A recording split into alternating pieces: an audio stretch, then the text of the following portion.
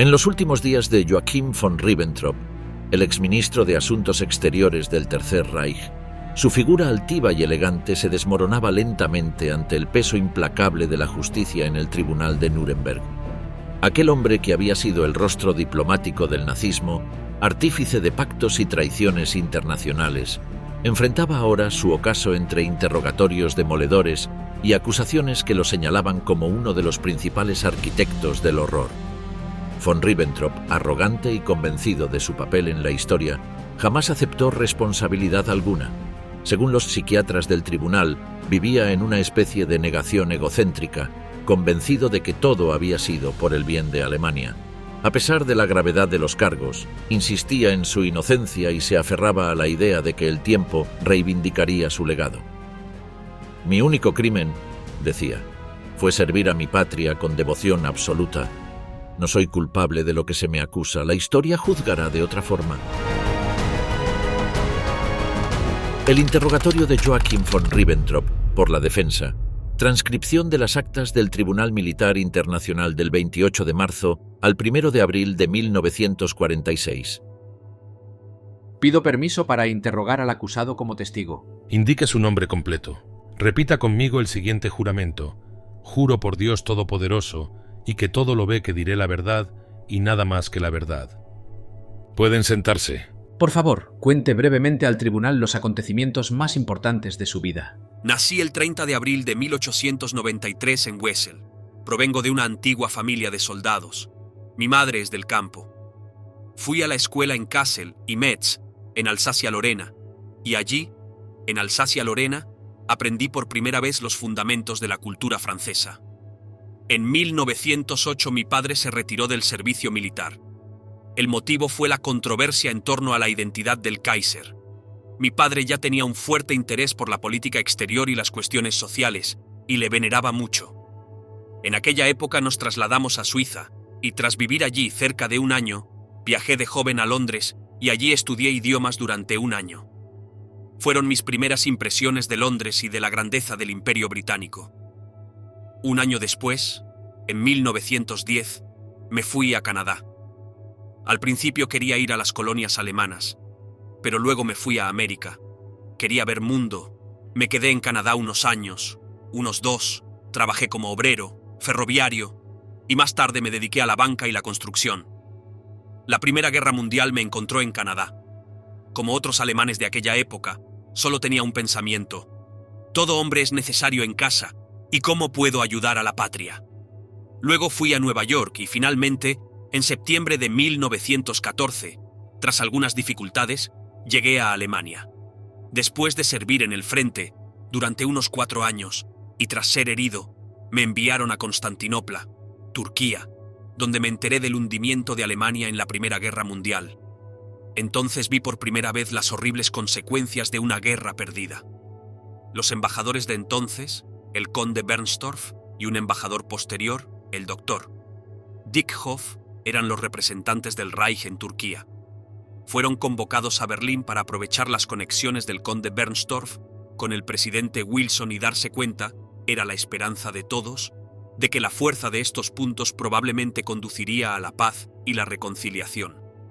Después de algunas dificultades, en marzo de 1919, llegué a Berlín y me convertí en ayudante del general von Seeckt en la Conferencia de Paz de Versalles. Posteriormente, cuando se firmó el Tratado de Versalles, leí el documento en una noche y tuve la impresión de que ningún gobierno del mundo podría haber firmado semejante documento. Esa fue mi primera impresión de la política exterior del país. En 1919 me retiré de las Fuerzas Armadas con el grado de teniente primero y me convertí en empresario. Gracias a mis contactos comerciales, me acerqué a Inglaterra y Francia en años posteriores. Varios contactos con políticos surgieron durante ese tiempo. Intentaba ayudar a mi país a alzar su voz contra Versalles. Al principio fue muy difícil, pero ya en 1919, 1920 y 1921, encontré cierta comprensión en estos países, incluso de esta modesta manera. Luego, hacia 1929 o 1930, vi que Alemania, tras la notable prosperidad de 1926, 1927 y 1928, se veía afectada por un repentino shock económico y que el país se hundía. En el transcurso de 1931 y 1932, cualquier hombre de negocios, como yo, podía ver que, en la práctica, las consecuencias de Versalles eran tales que la vida económica alemana era cada vez más decadente. Entonces miré a mi alrededor. En aquella época, yo estaba estrechamente vinculado al Partido Popular Alemán y veía que los partidos eran cada vez más numerosos. Recuerdo que hacia el final había 30 partidos o más en Alemania, que el desempleo aumentaba sin cesar y que el gobierno perdía cada vez más la confianza del pueblo. Recuerdo claramente en aquella época las medidas tomadas por el canciller Brüning, que sin duda eran sinceras y honestas, pero que al mismo tiempo no daban resultados. Es bien sabido que otros gobiernos han intervenido. Exportar los bienes ya no daba sus frutos. Las reservas de oro del Reichsbank disminuían, había evasión fiscal y no se confiaba en absoluto en las medidas tomadas por el gobierno. Tal era, a grandes rasgos, el panorama que vi en Alemania en 1930 y 1931. Vi la multiplicación de huelgas, cómo el pueblo se estaba dividiendo y cuántas manifestaciones estaban teniendo lugar en las calles y cómo las condiciones eran cada vez más caóticas. No creo exagerar si digo que este panorama en 1930, 1931 y 1932, y en particular en 1932, era muy diferente de los síntomas de la guerra civil. En mí, como alemán, creo que siempre lo he sido, además de patriota, causó una impresión aterradora. La realidad no estaba muy cerca del mundo político, pero durante esos años me di cuenta de que había que hacer algo y que todo el mundo, estuviera donde estuviera, tenía que ayudar o colaborar en la creación de un frente nacional sobre una base amplia, que contara con la confianza del pueblo y, en particular, de las masas trabajadoras del pueblo. Al mismo tiempo, tenía claro que la mayoría de los responsables de Versalles no aspiraban aún. Estoy seguro de ello. Nadie puede refutarlo hoy.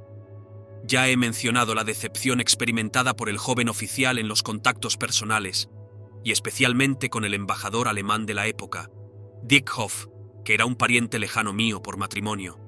La frustración sentida por todas las fuerzas armadas alemanas, entre el pueblo alemán y en los círculos gubernamentales aún más, que estos puntos de Wilson fueron rápidamente rechazados. No pretendo hacer aquí un discurso propagandístico. Simplemente quiero presentar tristes hechos que vi en aquella época. No cabe duda de que la indefensión del pueblo alemán llevó entonces a que desgraciadamente entre nuestros enemigos se mantuviera una tendencia no a la reconciliación, sino a la de odio o venganza. Estoy convencido de que esta no era la aspiración de Wilson, entonces presidente de los Estados Unidos, y personalmente estoy seguro de que más tarde la padeció. En cualquier caso, fue mi primer contacto con la política alemana. Versalles se convirtió ahora, pero se sabe que incluso las severas disposiciones de Versalles, tal como las entendimos, al examinarlas de cerca, notoriamente no se cumplieron. Esto fue probablemente una consecuencia de la guerra, que lanzó a la gente de un lado a otro, con el resultado de que no pudieron o no se adhirieron a ciertas cosas. Es sabido que las restricciones de Versalles no se cumplieron, ni en el sentido territorial ni en otras disposiciones importantes. Podría mencionar una de las cuestiones más importantes, las cuestiones territoriales.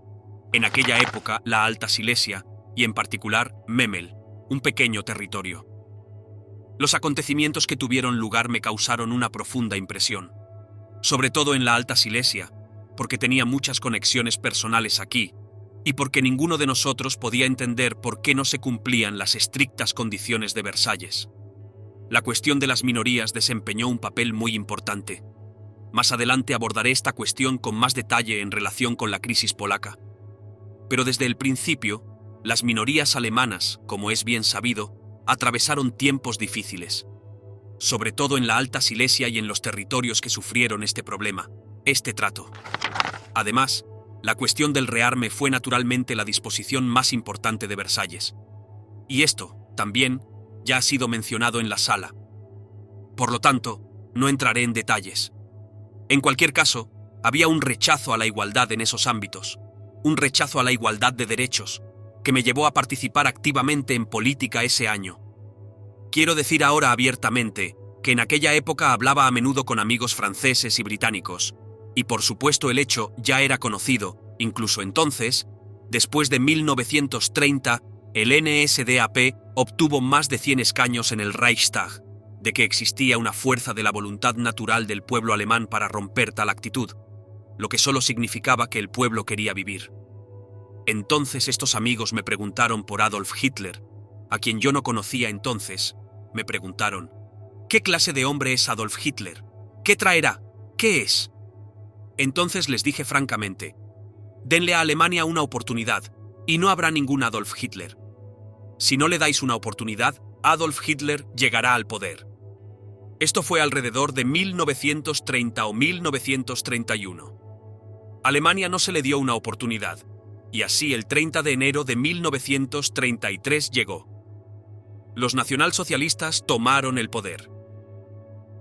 ¿Cómo y cuándo conoció a Adolf Hitler? Vi por primera vez a Adolf Hitler el 13 de agosto de 1932 en el Berghof, porque desde 1930 o 1931 conocía en Berlín al conde Helldorf, que era conocido como nacionalsocialista.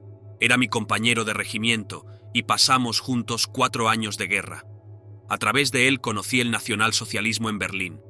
Lo hizo, según recuerdo, con la participación del señor Röhm. Visité a Adolf Hitler y mantuve con él una larga conversación. Es decir, Adolf Hitler me explicó su visión de la situación en 1932.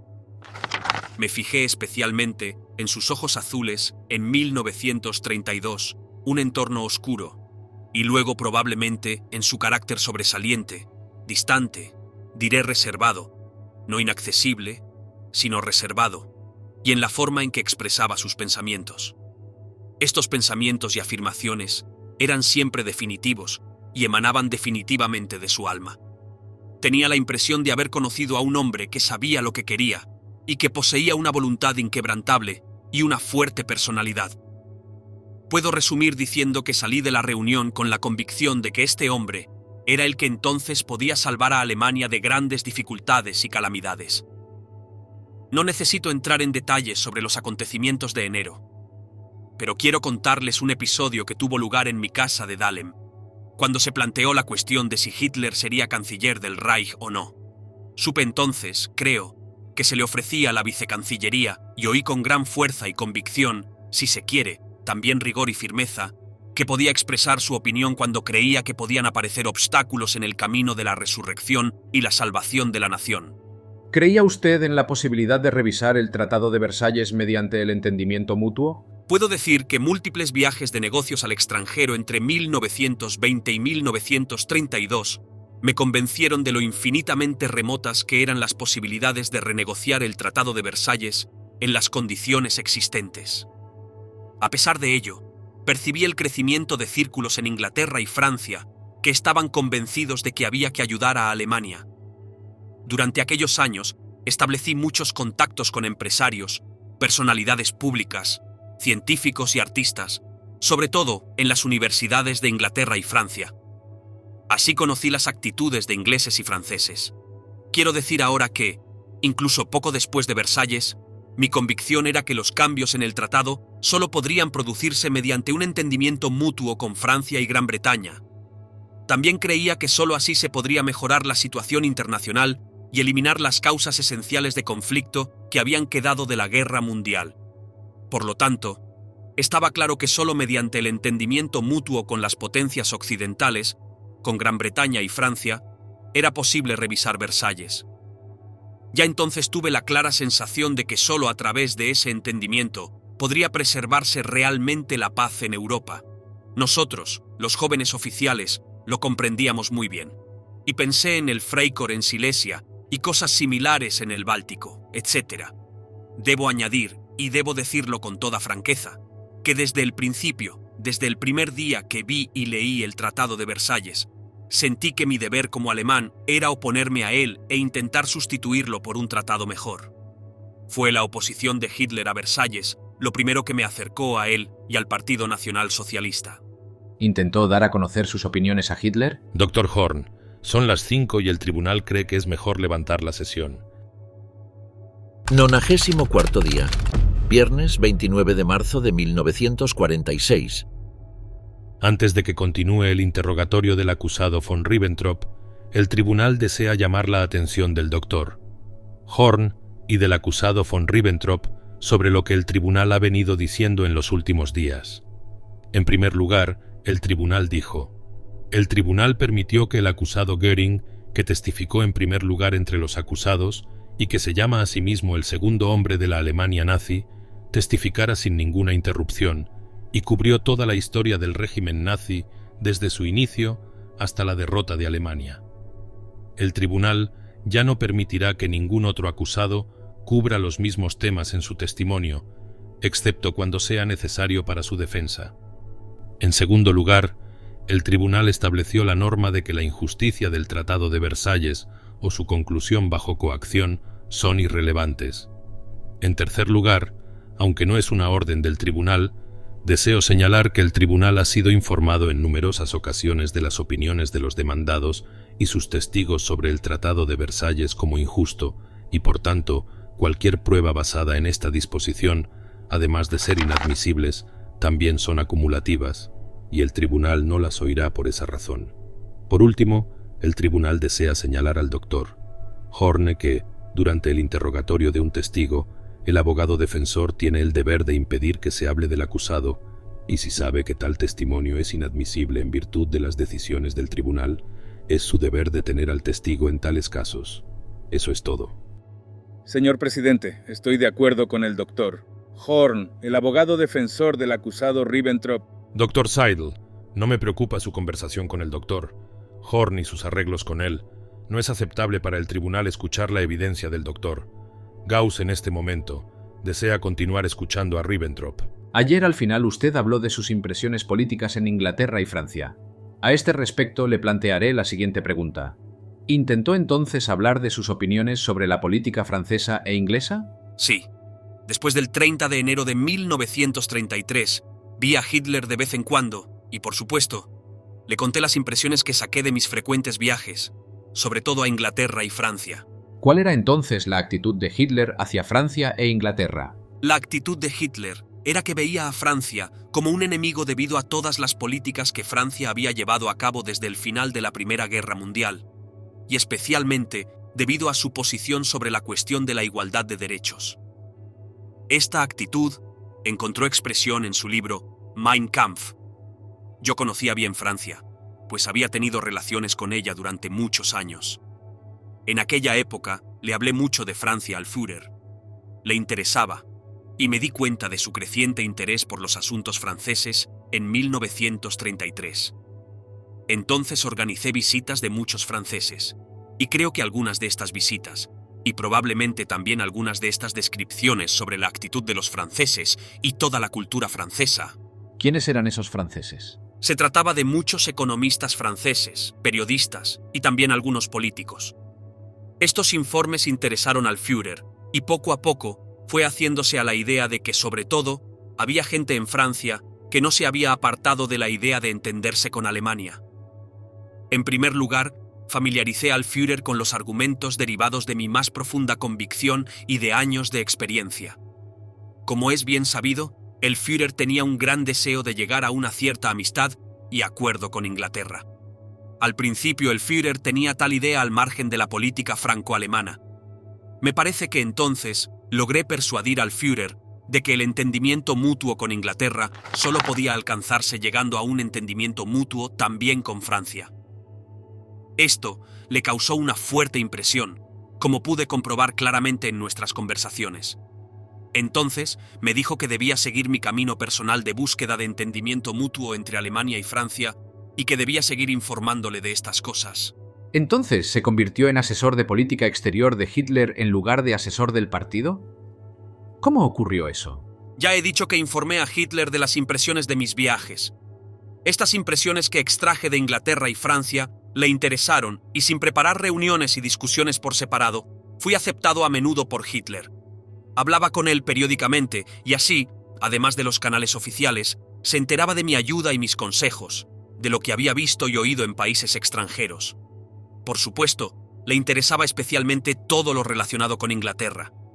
Le hablé de la opinión pública y de las personalidades, y le presenté, además de a los franceses, a varios ingleses con los que podía intercambiar ideas por canales distintos de los oficiales, como a él le gustaba hacer. ¿Cuál fue su ayuda personal en los intentos de Hitler de llegar a un acuerdo con Francia en 1933 a 1935? En aquel momento, la solución del problema del Sarre era el primer punto de discordia.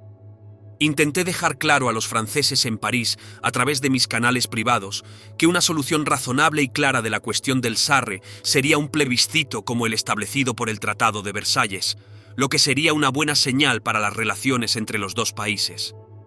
Hablé con muchas personas durante esos años en París y también establecí contactos con miembros del gobierno francés por primera vez. Puedo mencionar que mantuve conversaciones con el presidente francés Doumergue, con el ministro de Asuntos Exteriores Barthou, que fue asesinado, con el señor Laval y sobre todo con el señor Daladier. Recuerdo que, sobre todo en relación con la cuestión del Sarre, conocí una considerable comprensión más adelante. Más tarde comenté en el curso de las visitas francesas a Hitler que siempre se señalaba: sí, pero existe Mein Kampf y su política hacia Francia está contenida en el libro. Traté de persuadir al Führer a revisar oficialmente este punto en Mein Kampf. Sin embargo, el Führer dijo, y recuerdo estas palabras, que había asentado su política en la práctica, confirmando el cambio de sus puntos de vista en este sentido. Lo que había escrito no podía cambiarse. Eran hechos históricos, y su actitud anterior hacia Francia estaba provocando en aquel momento la actitud recíproca de Francia hacia Alemania. Pero había que pasar página en la historia de los dos países. Entonces pedí a Adolf Hitler que recibiera a un periodista francés para hacer posible una declaración pública de revisión para el mundo de sus opiniones de Mein Kampf.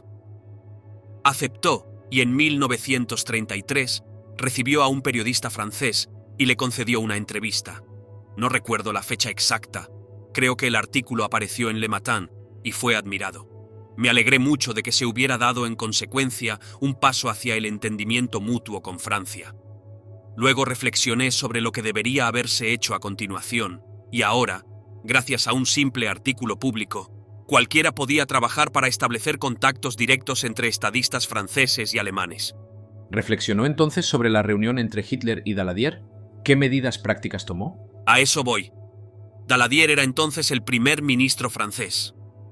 Tuve varias conversaciones con él, y le propuse que se reuniera con Adolf Hitler para tener una conversación franca, cara a cara, y ver si sería posible situar las relaciones franco-alemanas sobre una base completamente nueva.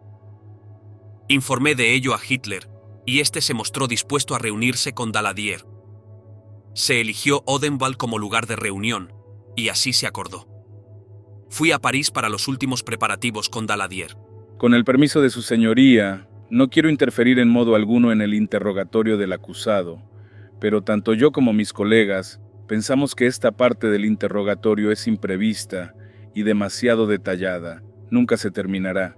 Si el abogado defensor sigue las instrucciones del tribunal esta mañana, podremos avanzar más definitiva y rápidamente. Doctor Horn, el tribunal considera que la objeción está bien fundada. El acusado se refiere al periodo de 1933 a 1935 y a sus esfuerzos por crear buenas relaciones con Francia. Esto está quizás muy alejado de cualquier cuestión que estemos considerando en el presente caso, y por lo tanto es una pérdida de tiempo examinarlo en detalle. Entonces formularé preguntas relativas a su ayuda directa. ¿Qué hizo que Hitler le nombrara comisario de desarme? Creo que fui nombrado comisario de desarme por un año, en marzo o abril. La razón fue la siguiente. Hitler opinaba que era necesaria la igualdad en el desarme. Creía que esto solo era posible mediante negociaciones con Francia e Inglaterra. Esta era también mi posición. Debido a mis esfuerzos para establecer buenas relaciones entre Alemania e Inglaterra, ya que este era un serio deseo del Führer, yo me encontraba entonces en Londres y allí pude establecer contactos con personas influyentes en la política inglesa. Se trataba sobre todo de contactos con Lord Baldwin. Hablé con Lord Baldwin y luego con el primer ministro MacDonald sobre el deseo alemán de igualdad y descubrí que estos ministros estaban dispuestos a escuchar. Como resultado de una larga conversación con el entonces Lord Canciller, ahora Lord Baldwin, Creo que el 1 de diciembre de 1933, pronunció un discurso en la Cámara de los Comunes en el que señalaba que Alemania se encontraba en una encrucijada. Se había prometido el desarme paritario y, por lo tanto, había que conseguirlo. Para ello había dos probabilidades. La primera era que Alemania se armara hasta el nivel de las demás potencias, y esto no era deseable. La segunda era que los demás se desarmaran hasta el nivel de Alemania, y esto no podía suceder, por lo que era necesario detener a Alemania a mitad de camino y permitirle un rearme limitado, y los demás países, por su parte, tendrían que desarmarse. Adolf Hitler estaba muy contento con esta actitud. Pensaba que era práctica para la igualdad de Alemania. Desgraciadamente, estas buenas y sensatas declaraciones de Baldwin no fueron posibles en el desarrollo posterior de los acontecimientos. Por lo tanto, Adolf Hitler adoptó la postura de que, en un sistema como el que prevalecía en el mundo, era absolutamente imposible lograr, mediante la negociación, una paridad de desarme, una paridad de derechos para Alemania. Espere. El intérprete no podía oírle. ¿Podría acercar el micrófono y repetir la última frase que ha dicho? Desgraciadamente, Adolf Hitler se dio cuenta de que, en aquel sistema internacional imperante, las buenas ideas de Lord Baldwin no podían llevarse a la práctica mediante la negociación. ¿Qué medidas prácticas sobre limitación de armamento han tomado en Londres? Es sabido que Adolf Hitler, es decir, Alemania, abandonó la Sociedad de Naciones y la Conferencia de Desarme porque era imposible llevar a cabo las negociaciones necesarias para Alemania.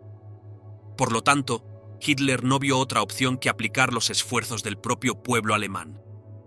Él lo sabía, y por supuesto, era consciente de que corría un riesgo, pero por la experiencia de los años anteriores no le quedaba otro medio, así que Alemania inició un rearme independiente. Debo terminar de responder a su pregunta. Como resultado práctico, ocurrió lo siguiente. En el transcurso de 1934, llegó un momento de estrecho contacto entre los gobiernos alemán y británico. Siguieron visitas de políticos británicos a Berlín, Sir John Simon y el señor Eden. Y durante estas visitas, se sugirió la posibilidad de llegar a un acuerdo, al menos en lo que se refería a los asuntos marítimos. Hitler estaba muy interesado en la idea, y en el curso de las negociaciones entre los gobiernos alemán y británico, se acordó que iría a Londres con el propósito de concluir un acuerdo marítimo con el gobierno británico. No necesito entrar en los detalles del pacto, que se materializó. Hitler mismo dijo al principio que, con el fin de llegar a un entendimiento con Inglaterra, cualquiera debía reconocer de una vez por todas la absoluta superioridad naval británica. Fue él quien propuso una proporción naval de 100 a 35, que era totalmente diferente de la proporción discutida entre Alemania e Inglaterra antes de 1914. Tras unas negociaciones relativamente breves en Londres, se concluyó un acuerdo marítimo. Fue muy importante para las relaciones anglo-alemanas y representó entonces el primer resultado práctico de una limitación real de los armamentos. Entonces, Francia aceptó el rearme, ¿y cuáles fueron sus esfuerzos para dar ese paso? Puedo decir de antemano que Hitler y yo estábamos muy contentos con este pacto. Sé que en ciertos círculos se han apropiado de la expresión inglesa eyewash. Por mi experiencia, puedo decir que nunca vi a Adolf Hitler más alegre que cuando le comuniqué personalmente en Hamburgo la conclusión del acuerdo. ¿Cuál fue la actitud de Francia ante este pacto? Con Francia, por supuesto, la situación era un poco más complicada. Ya me di cuenta de ello en el curso de las negociaciones sobre la posibilidad de desviarse de las limitaciones armamentísticas establecidas en el Tratado de Versalles. Entonces, sugerí personalmente a los señores del Foreign Office. Puedo mencionar sus nombres, eran Sir Robert Craigie y en particular también Little, que era entonces almirante británico, que yo fuera a Francia para poder establecer también relaciones con los estadistas franceses y explicarles la importancia y la utilidad de este acuerdo para el futuro entendimiento germano-anglo-francés. Debo mencionar algo aquí. Antes, en la sala, se proyectó una película de un discurso que pronuncié para el noticiario, con conclusiones sobre el acuerdo marítimo, como prueba de la duplicidad de la diplomacia alemana. Entonces hice este discurso en Londres para anunciar al mundo entero que no se trataba simplemente de un asunto británico-alemán, sino que el deseo de Hitler, y también el espíritu del acuerdo marítimo, era lograr una limitación general de los armamentos, y que este acuerdo marítimo Pretendía mejorar por fin las relaciones entre Francia y Alemania. Era un deseo sincero. Luego fui a Francia a reunirme con estadistas franceses y creo que ayudé en cierta medida a dar el primer paso en la realización de la limitación de armamentos, considerada una medida razonable por muchos franceses en vista de que el derecho a la igualdad no podía ser arrebatado al pueblo alemán. A continuación fue nombrado embajador en Londres. ¿Qué le llevó a ese nombramiento? Se deduce de lo siguiente: en el tiempo que siguió al acuerdo naval, que fue recibido con entusiasmo por amplios círculos en Inglaterra, hice grandes esfuerzos para reunir a Lord Baldwin y al Führer, y debo señalar que el amigo de Lord Baldwin, el señor Jones, ya había hecho los preparativos preliminares para una reunión. El Führer aceptó volar a Chequers para reunirse con Lord Baldwin, pero desgraciadamente Lord Baldwin canceló la reunión en el último momento. Desconozco los motivos de la cancelación, pero lo cierto es que ciertas fuerzas de Inglaterra no deseaban en aquel momento un entendimiento germano-británico. Luego, en 1936, cuando murió el embajador alemán von Hosch, me dije que por el bien de Alemania debía hacerse el último gran intento de llegar a un entendimiento con Inglaterra. Puedo afirmar a este respecto que en aquel momento ya había sido nombrado secretario de Estado en el Ministerio de Asuntos Exteriores por Hitler, y yo personalmente pedí a Hitler que rescindiera este nombramiento y me enviara embajador a Londres. Lo siguiente puede haber llevado a Hitler a tomar esta decisión. Hitler tenía una concepción muy definida de la teoría inglesa del equilibrio de poder, pero mi punto de vista era probablemente un poco diferente del suyo.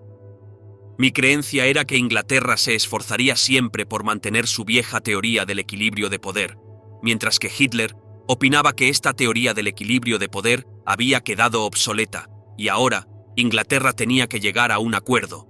A saber, debería dar la bienvenida a una Alemania más fuerte a la luz del cambio de la situación en Europa y a la luz del crecimiento de la fuerza rusa. Con el fin de dar al Führer una imagen definida y clara de la situación en Inglaterra, esta fue, en cualquier caso, una de las razones por las que fui enviado a Inglaterra.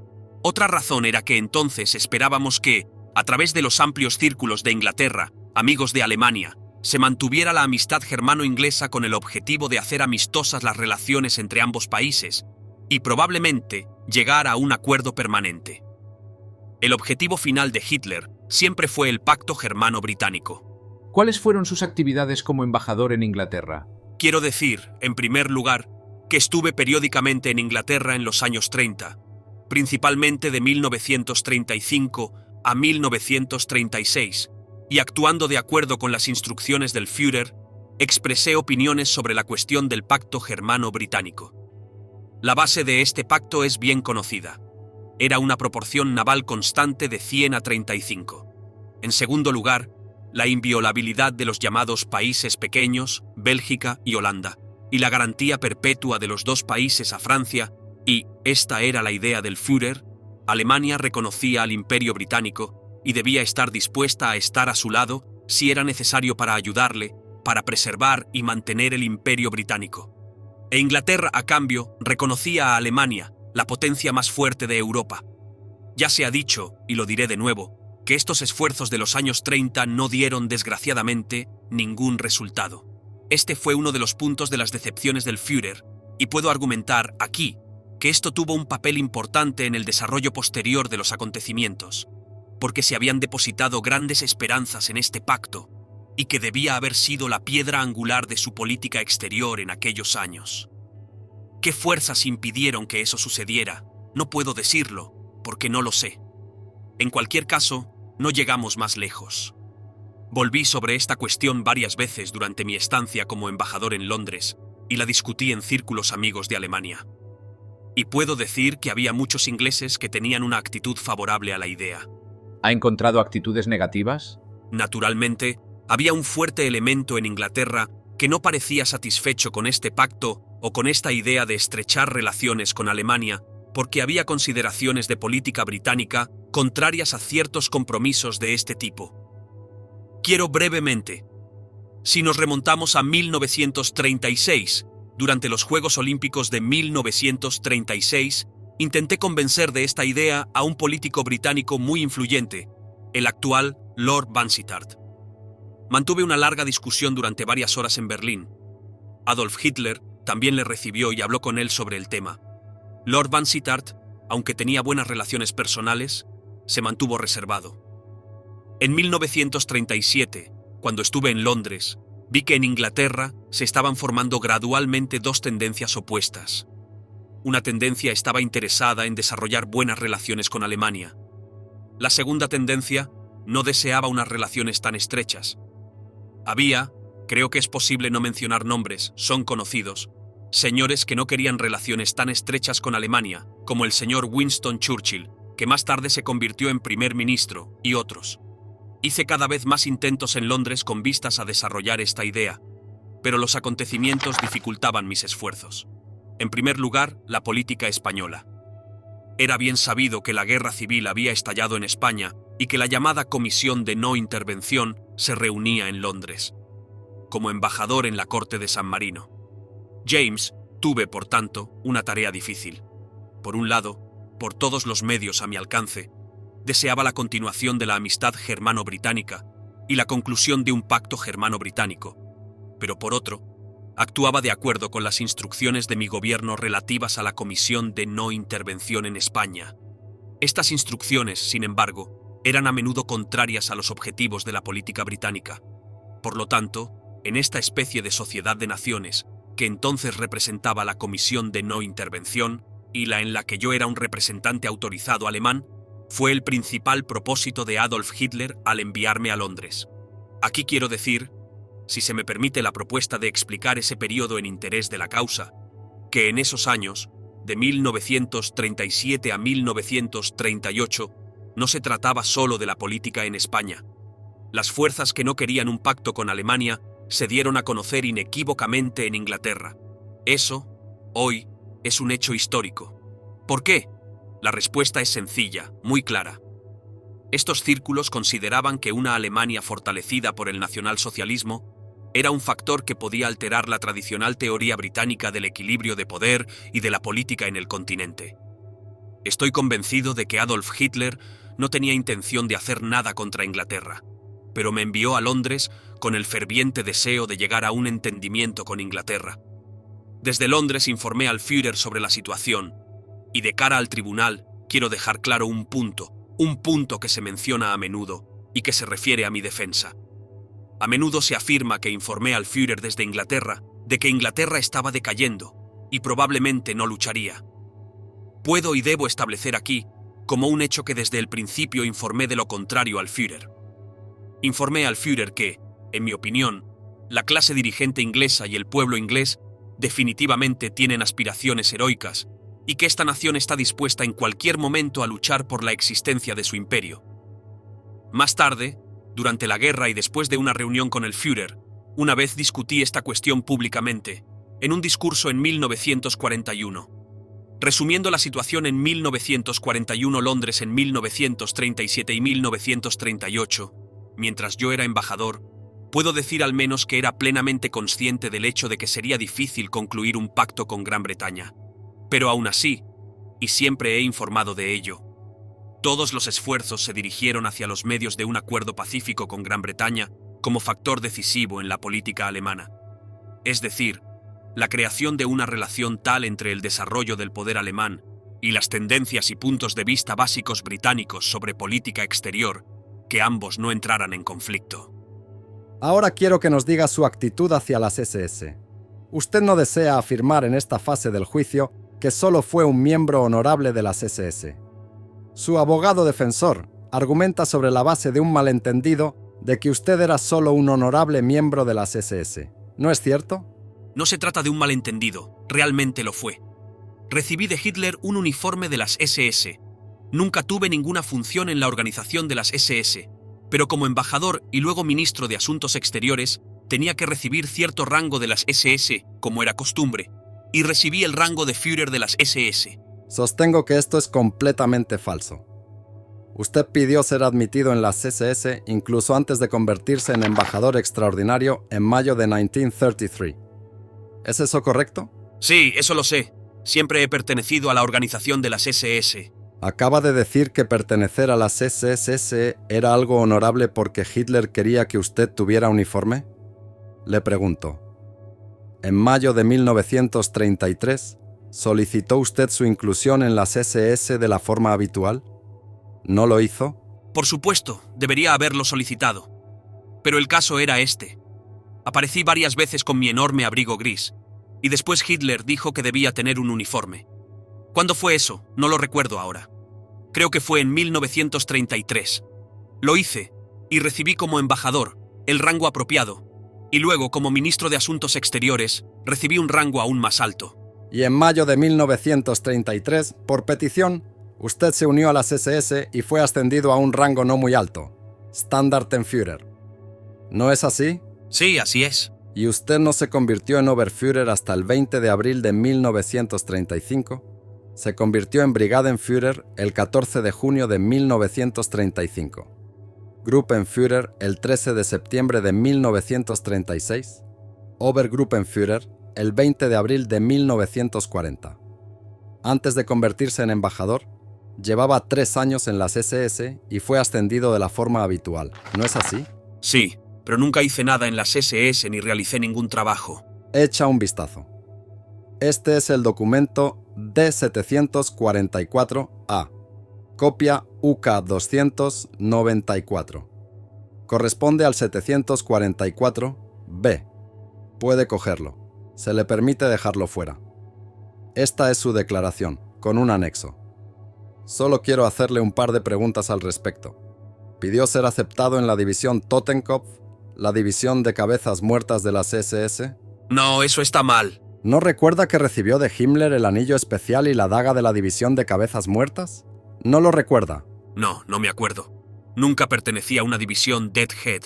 Estás hablando de la división Deadhead, ¿verdad? Cabeza muerta. No, eso no es cierto. Lo que se dice aquí no es cierto. Pero creo que una vez recibí la llamada daga como todos los Führers de las SS. Cierto. ¿Y el anillo? He aquí una carta fechada el 5 de noviembre de 1935. Oficina personal del Reichsführer SS. En respuesta a su consulta, le informo que la talla del anillo del Brigadeführer von Ribbentrop es 17. Heil Hitler. Firma. Ayudante. Zorner. ¿Recuerda haberlo recibido?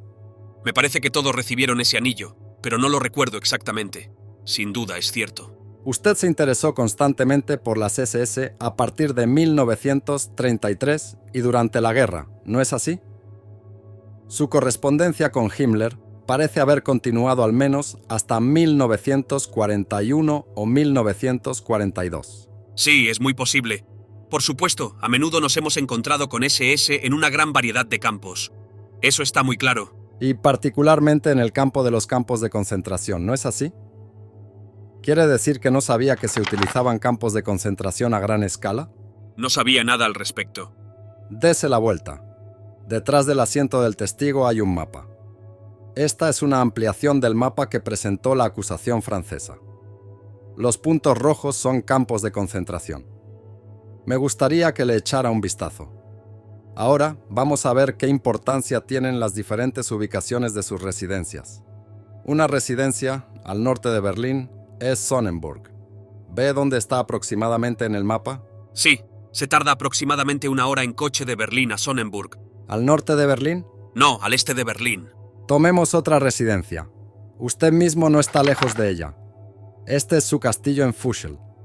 Está cerca de la frontera y muy cerca del grupo de campos que estaban alrededor de Mauthausen. Mire a la derecha, ¿ve el grupo de campos de Mauthausen? Afirmo bajo juramento que la primera vez que oí hablar del campo de Mauthausen fue aquí, en Nuremberg. Ahora tomemos otra finca. Usted dice que no ha estado allí muy a menudo, pero por lo general... Puedo acelerar las cosas diciéndole que antes de venir aquí solo había oído hablar de 2, no, de 3 campos de concentración. Estos son Dachau, Oranienburg y Theresienstadt. Todos los demás nombres los oí aquí por primera vez. Theresienstadt era un campo, creo que un refugio para judíos ancianos, y representantes de la Cruz Roja visitaron este campo varias veces. Los demás nombres de los campos los oí aquí por primera vez, y esto quiero dejarlo bien claro. ¿Sabía usted que cerca de Mauthausen había 33 campos en diversos lugares dentro de un radio relativamente pequeño y unos 45 campos más, cuyos nombres el propio comandante no podía dar? ¿Porque eran demasiados? ¿Y en estos 33 campos había más de 100.000 prisioneros?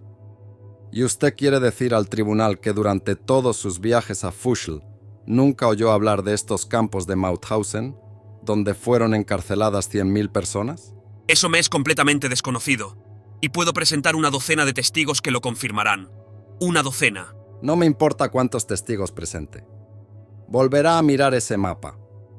Usted fue el ministro responsable del gobierno de este país desde el 4 de febrero de 1938 hasta la derrota de Alemania en mayo de 1945, durante 7 años y cuarto. Y usted afirma ante este tribunal que un ministro de este país, donde había cientos de campos de concentración, solo podía saber de la existencia de 2 campos. Puede resultar sorprendente, pero es cierto. Yo digo que no solo es increíble, sino que es tan increíble que debe estar equivocado. ¿Cómo es posible que usted no supiera de estos campos? ¿Usted y Himmler nunca se conocieron? No, nunca hablé con él de esas cosas. Todo se mantenía en estricto secreto, y solo aquí nos enterábamos de lo que ocurría allí.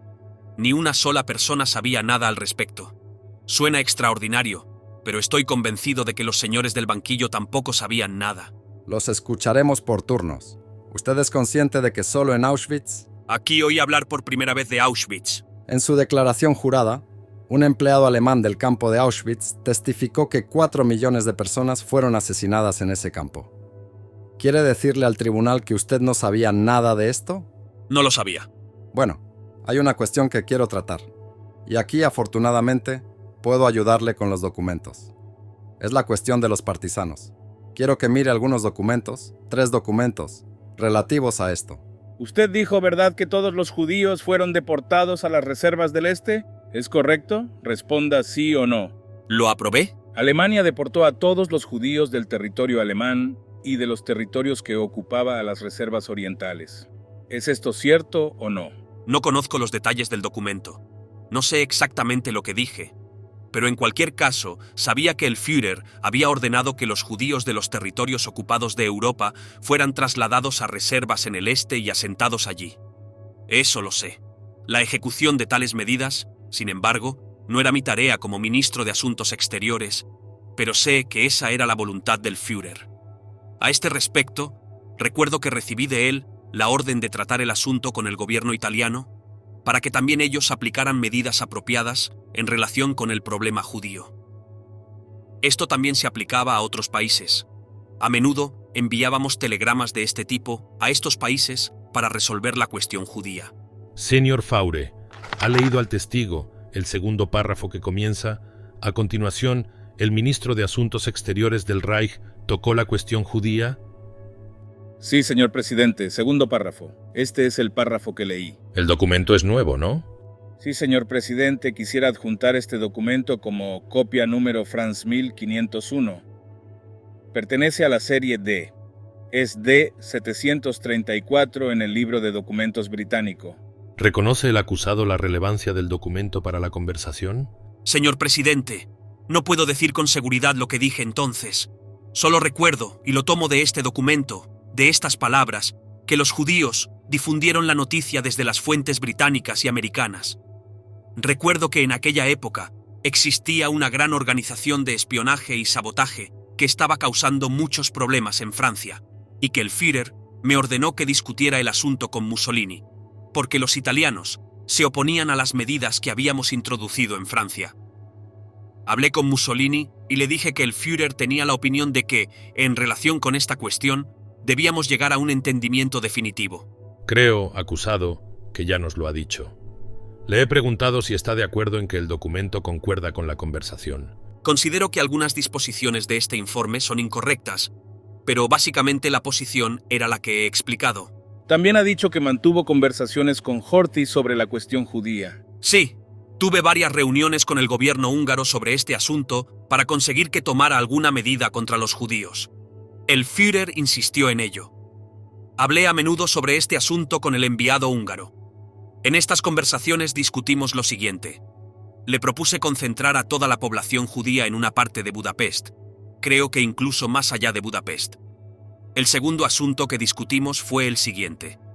Le pedí que relevara a los judíos de los puestos destacados del gobierno, porque estos estaban utilizando su influencia para concluir una paz separada.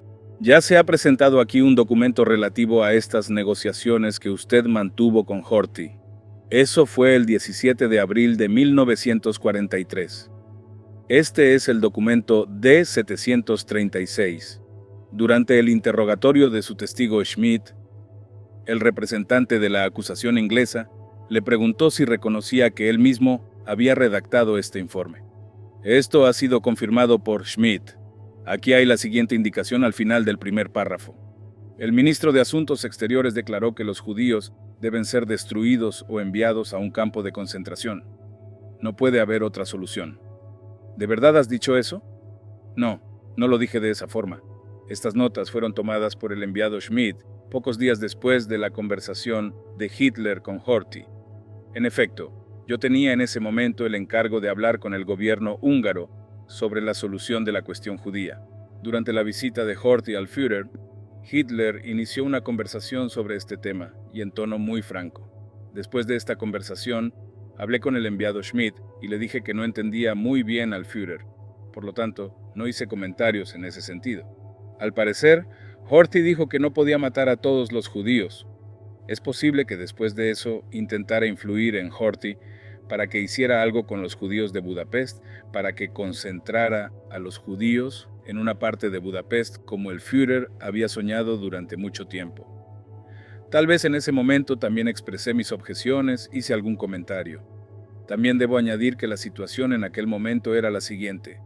Recibíamos instrucciones periódicas de Himmler de que quería tratar con los judíos húngaros personalmente. Yo no quería hacerlo porque, de un modo u otro, podrían surgir dificultades políticas en el extranjero. Posteriormente, actuando de acuerdo con la voluntad del Führer, que estaba extremadamente molesto por esta cuestión, se sabe que intenté de vez en cuando suavizar el problema y al mismo tiempo obligar a los húngaros a hacer algo en este sentido.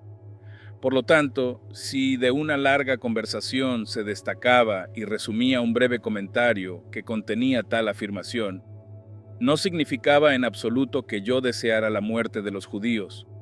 Era 100% contrario a mi creencia personal. No me he dado cuenta de si ha respondido a mi pregunta o no. Se lo preguntaré de nuevo. ¿El informe es correcto o no? No, no es cierto en esa forma. Estas notas, yo personalmente nunca he visto estas notas. También quiero decir que esto son tonterías y malinterpretaciones. No he visto estas notas antes. Las vi por primera vez en Nuremberg. Solo puedo decir que podría haber ocurrido lo siguiente. Podría decir, sí, los judíos no deben ser exterminados o torturados, así que por favor hagan algo de acuerdo a la orden del Führer, para que finalmente esté satisfecho, para centralizar a los judíos. Ese era nuestro objetivo, en cualquier caso. No queríamos agravar más la situación, pero intentamos hacer algo en Hungría para que otra agencia no se hiciera cargo del asunto, creando así dificultades políticas en el extranjero al Ministerio de Asuntos Exteriores. Usted sabía en ese momento que muchos judíos estaban siendo deportados. Esto se deduce de su explicación.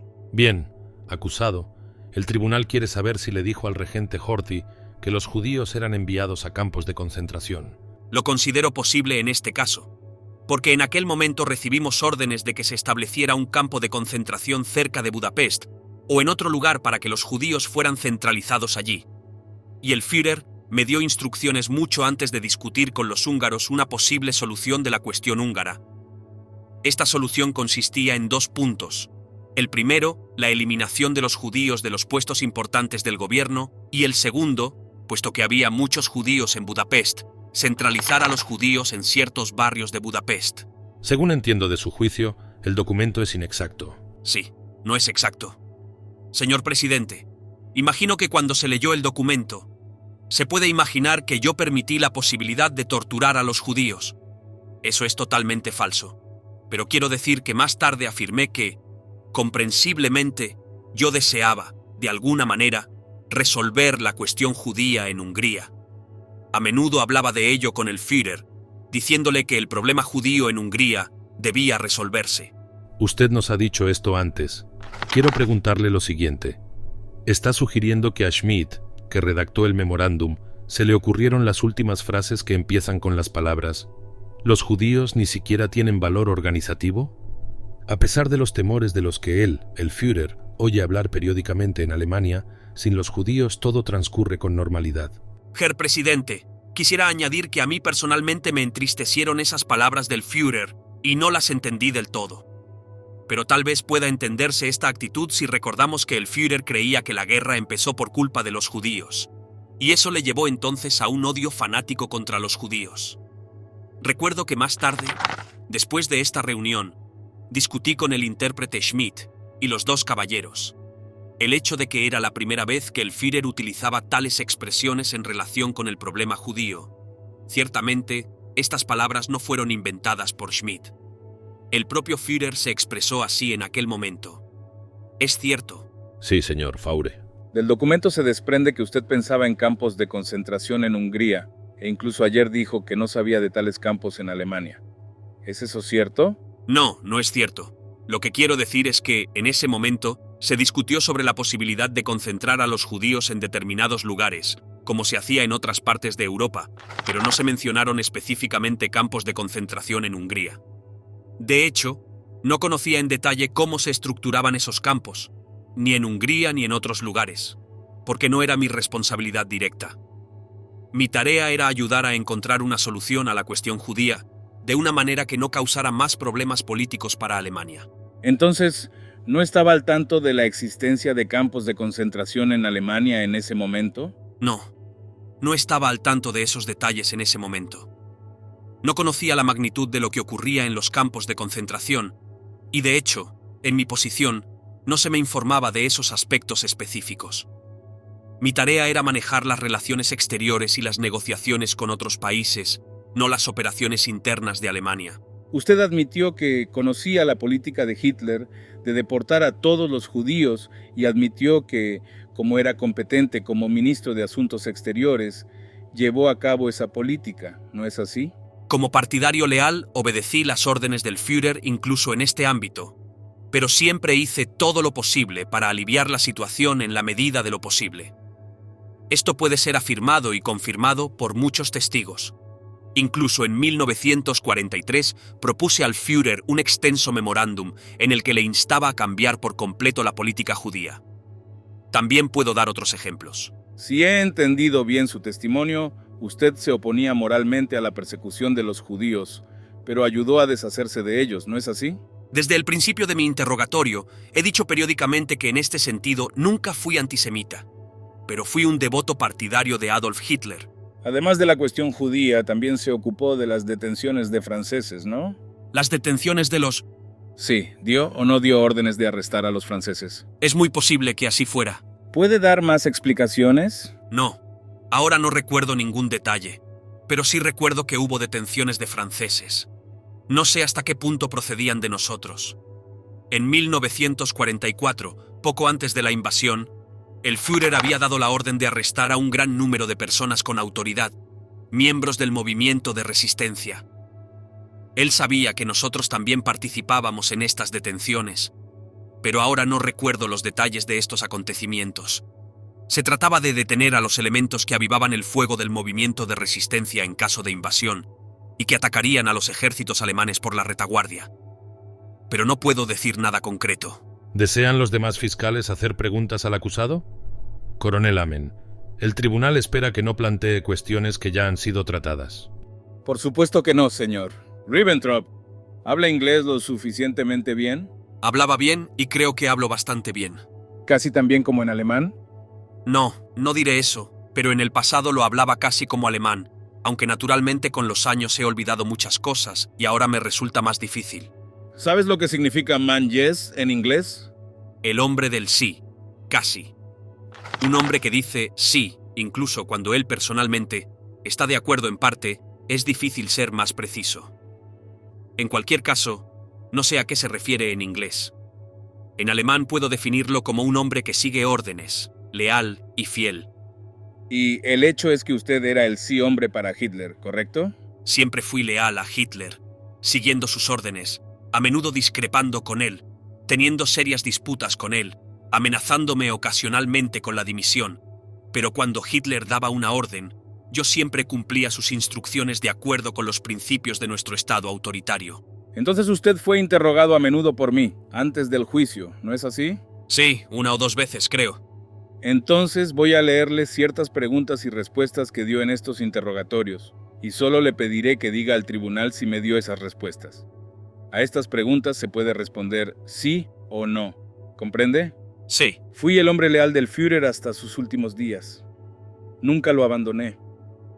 Le fui leal hasta sus últimos días, las últimas horas, y no siempre estuve de acuerdo con él en todo. Al contrario, a veces tenía opiniones muy diferentes, pero en 1941 le prometí que le sería leal. Le di mi palabra de honor de que no le dejaría en dificultades. ¿No es cierto? Sí. Según recuerdo es correcto. No veo el documento y no firmé nada, pero por lo que recuerdo es correcto. Bueno, ¿qué quiso decir con que no le causó ninguna dificultad? Yo veía a Adolf Hitler como el símbolo de Alemania y el único hombre que podía ganar la guerra, y por eso no quise crear ninguna dificultad, permaneciendo leal a él hasta el final. Bueno, te refieres al hecho de que nunca te cruzaste con él, y se lo prometiste en 1941, ¿verdad? En 1941 usted le dijo que no había duda de que si en el futuro no estaba de acuerdo con sus puntos de vista, nunca defendería su posición. ¿Sí o no? No, en realidad no, pero... Bueno, eso está bien, ¿no? No de ese modo. Solo insinué, si puedo aclararlo, que nunca le causé ninguna dificultad. Si tenía un desacuerdo serio, simplemente abandonaba mi punto de vista. Eso es lo que quería decir. Bueno, usted le dio su palabra de honor en relación con eso, ¿no? Sí, así es, sí. Y en ese momento usted estaba hablando de dimitir, ¿correcto? Sí, eso también es cierto. Y eso le causó arrepentimiento y enfermedad, ¿verdad? Sí. Enfermo no es la expresión adecuada, pero se estaba poniendo irritable. No quiero entrar en detalles. Bueno, habló de que era malo para su salud. ¿No es así y te pidió que dejaras de discutir con él sobre cualquier tema y que hicieras lo que él dijera? ¿Es eso correcto? Ya no deseo hablar de razones personales, ni creo que tales cuestiones tengan interés aquí. Estas seguirán siendo cuestiones personales entre el Führer y yo. Bueno, no estoy interesado en eso. Solo estoy interesado en la declaración de los hechos, y a menos que usted jure bajo juramento, en cuyo caso usted juró a Hitler que nunca expresaría puntos de vista o apoyaría puntos de vista contrarios a lo que él deseaba. ¿Es eso correcto? No. Eso es completamente erróneo. La interpretación es falsa. Le dije al Führer que nunca le pondría dificultades. Después de 1941, tuve muchas diferencias con él, e incluso entonces siempre expresé mi opinión. Bien, Ribbentrop, independientemente de la divergencia de puntos de vista, usted nunca pudo presentarlos después de 1941, ¿verdad? ¿Sí o no? No he entendido la pregunta. Por favor, repítala. Dije que por mucho que divergieran sus puntos de vista, o las opiniones que expresaran al Führer sobre cualquier asunto después de 1941, sus propuestas nunca contradijeron al Führer. ¿No es así? Usted siempre hizo lo que el Führer le dijo que hiciera, independientemente de sus puntos de vista. Así que creo que le dijo al tribunal que no estaba cerca de Himmler, ¿es correcto? Siempre he dicho que mis relaciones con Himmler fueron buenas en los primeros años, pero lamento decir que en años posteriores tuve malas relaciones con él. Naturalmente, no era muy perceptible para los demás, pero no quiero discutir los detalles. Ya se han dicho muchas cosas al respecto, y hubo serios desacuerdos entre nosotros por razones. No me interesan los desacuerdos. ¿En qué años estuvo cerca de él? Los primeros desacuerdos con Himmler aparecieron, creo, en 1941, a causa de Rumanía y las dificultades en Rumanía. Estas diferencias se limaron, y a los demás les pareció natural que trabajáramos juntos, y a menudo intercambiábamos cartas en los cumpleaños apropiados y en otras ocasiones. Pero después la relación no fue muy buena. La ruptura definitiva se produjo en 1941. Antes yo había mantenido buenas relaciones con él, y también compartía su opinión sobre la creación de una clase dirigente, que era su objetivo. ¿Y recibió al menos 50 invitaciones de Himmler entre 1940 y 1941? ¿Cuánto? ¿50? ¿50? No, definitivamente no. Probablemente 5 o así, no lo diré exactamente. Pero después de 1941 las relaciones entre nosotros fueron más tensas y más tarde no fueron buenas. Los demás creo ya han dado testimonio de ello. Bueno, no quiero perder mi tiempo en eso. ¿Ha mencionado las invitaciones a Ribbentrop? ¿Sí? ¿Debe el tribunal entrar en este asunto? Bueno, señor, supongo que las múltiples invitaciones que aparecen en estos libros indican que hubo conversaciones con Himmler sobre campos de concentración y otros asuntos de los que Himmler se ocupaba personalmente.